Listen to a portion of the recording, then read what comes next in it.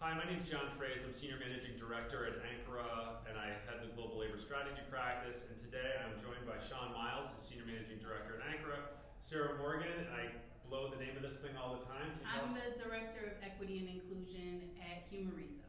Humareso is the only area where I mess it up. Everything else she's got. And then I've got Dr. Chris Mullen, who's the Executive Director of the Workforce Institute. Doctor, lovely to see you. It gets old out of other people's mouths, but not yours, John. Trust me, it's old here, for sure. So today we're taking a little bit of a turn. We did 2 videos on ESG, and I really thought that was a good first step, talking about ESG, especially the social and governance piece. But diversity, equity, and inclusion, and community outreach, and connecting companies in a strategic and responsible way, and then doing the right thing, we haven't addressed that enough in our no suits, no slides conversation. So I brought in 2 of the experts and really want you two to have a conversation. Maybe we'll weigh in a little bit about what's going on out there, why does it matter, and why should everybody, whether you're right wing, left wing, Republican, Democrat, no matter who you are, this stuff matters. So I'd love to start with you just talking about diversity, equity, inclusion, and belonging. Why should we care about this stuff other than being a good person? Well, for me, why wouldn't we care about this? Like, why would you ever want to bring people into your organization and have them work for you and not feel a sense of belonging to your organization and then expect them to produce at high levels every single day? Like, make me feel uncomfortable, but yes, I'm going to do a great job for you. But do a great job at the same time. And it's unfortunate the number of people who actually are living that existence. And then what that does to them from a psychological and physiological standpoint, which then gets into health and which impacts your benefits. Like, there are so many and ways. Performance. Yeah, there are so many ways that the sense of inclusion that then will hopefully lead to equity and lead to diversity, because in my opinion, you should do it backwards. Because when you add people of visibly diverse backgrounds into an environment that's not primed with inclusion and with an equity mindset, then you're going to cause harm to them. And your average person with a marginalized identity experiences 10 microaggressions a day. And it takes you from a physiological standpoint on average 72 hours to recover from a microaggressive incident. Where in that do you have time for recovery? You don't. So what you have is people who are already in a hypersensitive, hyper alert state because of the experiences that they have coming through the world. It's like a perpetual emotional beatdown. Yeah, and why would you want your workplace to be just one more place where they experience that perpetual beatdown? The part for me that drives me crazy about this, and we all have a lot of education to do on this, not all of us, many of us have a lot of education to do on this, is that this should not be a political issue. No. This has nothing to do with politics, this has everything to do with humanity and how we treat people. Yeah. I don't know how you attach politics to this, but people do a very good job of working at that. I think because it's typically been viewed as a very progressive, liberal kind of issue, because capitalism doesn't care about humanity. And so it's so polar opposite. Like, when you start talking about ideas of equity within the workplace, then you're talking about everyone having equal share, equal access. That flies in the face of capitalism. So industry thinks we can't do this because it's going to crumble what it is that we're trying to build from a profitability standpoint, when in actuality, businesses that are focused on diversity, equity, inclusion, and belonging are more successful than the ones that are not. So it is a good business issue. It's a good humanity issue. It's a good way to just be in the world. So why more people don't want to do it, I don't know. Well, and there's this so-called labor shortage, which obviously I know you guys have some expertise in. But I say so-called because there really is enough labor and people out there in the world and the planet to do the work. You know, I heard someone say yesterday, they have the will, but maybe not the skill.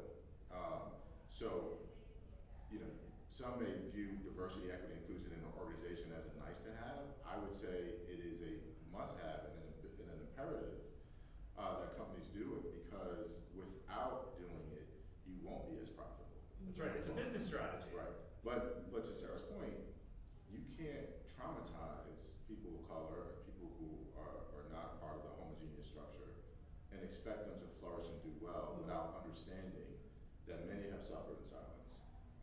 Many have not been given the resources and been treated as second-class citizens within organizations who are highly educated, a lot of experience, but they find themselves, facing a glass ceiling or butting against something they don't understand and being stunted in their growth and development, and not really given the resources to do well, but also, more importantly, management and executives not really addressing the fact that some of them are misbehaving, and recognizing that and treating that as a problem, rather than treating the employee as a problem. And one of the challenges, and particularly in corporate structures, is many of us believe that if you have these issues, where do you go? And if you go to HR with a problem, then you're the problem, because HR is an agent for management. So all of these things kind of play out. And so I look at this really as how are organizations treating their employees and treating society, right? And with their employees, you got to do better. And for those organizations that say they're about diversity, equity, inclusion, and belonging, the proof is there to be seen visibly as to when you look at your senior management, your middle management, your board, does it reflect that you really truly are about diversity, equity, and inclusion? If it does not, then you have not lived up to what you said you're about. And it rarely does, right? It rarely lives up to this. And we, in almost every video that Chris and I have done, we say the same thing, which is even bad people should do this because it makes good business sense. And it's terrible that you just don't do it because it's the right thing to do. But even people that don't have the culture, attitudes, and values that are right should still be doing this because it drives performance. Yeah, I was going to ask the question, as we start to pare it down, do you think corporations are doing enough? And I say that because I had a conversation, I had a student from a university call me because he knows I work with folks in this space, and he said, I'm graduating in May, and I love what I do at the university in the diversity, inclusion, equity space, but I want to do it in the corporate setting. He said, but I'm seeing out there on job boards that it's all senior jobs. And I don't have, I'm right out of college. I can't do that. And I started to talk to him about that. You have to remember, a lot of this it shouldn't be, but it is new for companies. So while they're hiring a executive director for diversity, it is the only person for diversity at the company. There is no lower level. That goes to what Shawn's talking about, though. Is it real if you hire one and done? Right. Hey, we got one one. person can't possibly shoulder the responsibility of all of that. It has to belong to the organization. If it's something that you're going to infuse within your culture, then it has to belong to the organization as a whole. And it has to be a part of how you evaluate performance at every single level within the organization. And I feel bad for people like the one that like the person you described, because they're, as much as people want to make change and as good of ideas and recommendations that they have for these corporate environments, there just isn't space, for everyone to have those opportunities, and it's tough. And Chris, to your point, are corporations doing enough? No, they're not, because they're going against how they normally operate when dealing with this issue. They're treating it emotionally rather than a business strategy, the way they do with their lines of business, product, services, or otherwise. And we're going to have the strategy, and this is what our goal is going to be. And these are the different milestones of how we're going to achieve those goals. What you hear is, oh, this is a journey, it's going to take some time, we can't force certain things, etc. But when you want to go to market, you find a way to go to market. There's no journey when you get the product out the door. And so the journey or product or end goal should be, we have this end goal as our organization where it will be diverse and visibly look diverse at all levels. And we have that challenge because it's not there yet. So here's what we're going to do, but we're going to work with those who have some expertise in this area to get us there. There are many chief diversity officers that are being hired, but they're not empowered because they don't have P&L responsibility. Right. P&L responsibility piece you've talked about in the past, that's a huge one. Yeah, I mean, if they don't have P&L responsibility, then they can't really drive the hiring decisions. If you can't drive the hiring decisions, then you really can't address this issue. Yes, you have to address the culture as well, and that's all a part of it. But yes, this has to be done in a very business strategy oriented way, recognizing we're dealing with human beings and there are some sensitivities, but you have to also, very important, include those people who you're trying to help or you're trying to advance as part of the process. You know, last year in the wake of the murder of George Floyd and the social unrest, many organizations, you know, stepped up and said Black Lives Matter. And I said, did you talk to black folks before you said that? not because you shouldn't say it, but in your organization, you should be talking to black people as to what that should mean. What should Black Lives Matter mean in your organization? And so, you know, these things happen, and there's sometimes a knee-jerk reaction. Yeah. Are you following the wave? But it doesn't really address the challenge. And so many of those organizations have abandoned whatever efforts that they're doing just a year later. So, and I'm dealing with that quite a bit with clients now who came out quickly, made statements, put together councils in order to address, and then stalled out. And sir, I work with many civil rights leaders in our community, trying to bridge the gap between the corporate world and the community world, but also from a strategy perspective. Many of the community leaders, civil rights leaders, and others, all of a sudden these organizations are writing big checks, and they need the money, but there's really no strategy or real business focus behind it. And what I say to organizations is, if you have philanthropic efforts or corporate social responsibility, you have all these millions of dollars, why don't you put some real equity and ingenuity and use your product and service mentality to ask these organizations, what can I do to help? Yes, financially, but what can I do to help address some of these social justice issues? I may have nothing to do or know anything about police reform, but perhaps I'm a security company and there are certain things that I can offer. Perhaps there is some technology that I can offer to the solution from an identity perspective. All different things that... So these companies have a platform and a mouthpiece. Even if they don't have the expertise, they've got power. And even if you don't, you still have the opportunity to do that. I have a client that I've been working with on their equity and inclusion strategy. And one of the things that we've been looking at, that I make organizations do when I work with them, is the vendors that they partner with. Because it's not just okay for you to have social responsibility and equity when you're partnered with this organization over here that is treating their workers horribly or whatever the case may be. And then on top of that, what does the people that you partner with and that you do business with, what do their executive teams look like? It's great for you to be diverse, but then if everyone else is just, cis-het white dudes, then what are we doing? Right. So you've got to be able to look at that and see if there are opportunities for you to be able to diversify and work with different businesses that will allow you to have diversity in those interactions. And to your point, that particular company is a juice bottler, and so they're doing all natural juices. What are you doing as it relates to black farmers and minority-owned farming businesses? How are you partnering with them? And so we're now developing a program so that a portion of where they're using their juices from is coming out of black farms, and that we're helping them to get funding and to do those sorts of things. But when you don't think globally from that diversity, equity, inclusion standpoint, you lose so much opportunity to do so much good in the world beyond just what it is that your business is producing. And I think you're all, the one thing I'm starting to take away is even the different subjects we're talking about is that everyone can have a piece of it. It shouldn't just fall on, right, the diversity, equity, inclusion, belonging person. The one person that you have. It's just like human resources. It's like management. Management doesn't fall on the human resources person. It's everyone managing. Yes. And that's actually what I ended up. That's how I closed it with that student. Was like, hey, look, I understand it might be difficult for you to get in at an entry level because there aren't many in the IB space. What I can say is, I said, what is your studies? What is your education? Oh, marketing. Oh. Well, guess what? Yeah. Boy, how many marketers do we need in this area, right? That can do it. I said, that could be your in. It doesn't, just because you're in marketing doesn't mean you don't have a piece of this pie. Yeah.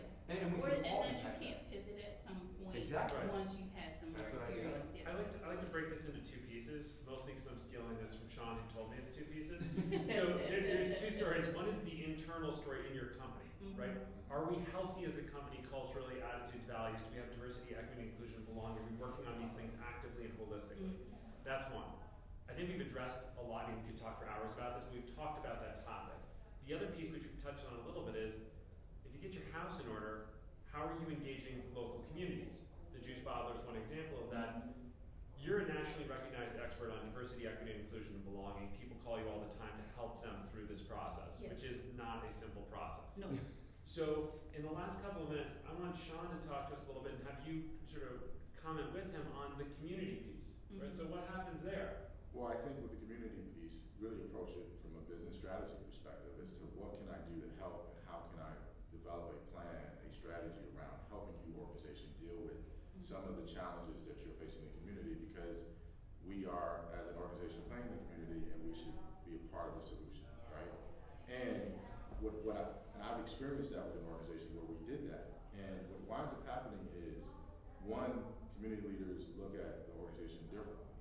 That you're actually here to help and get my perspective, but offer me But it's some authentic. and some expertise that I don't have in my nonprofit. Two, now I'm starting to learn a little bit more about your business, and this perception that community leaders and other nonprofits want corporations not to be profitable is a misnomer.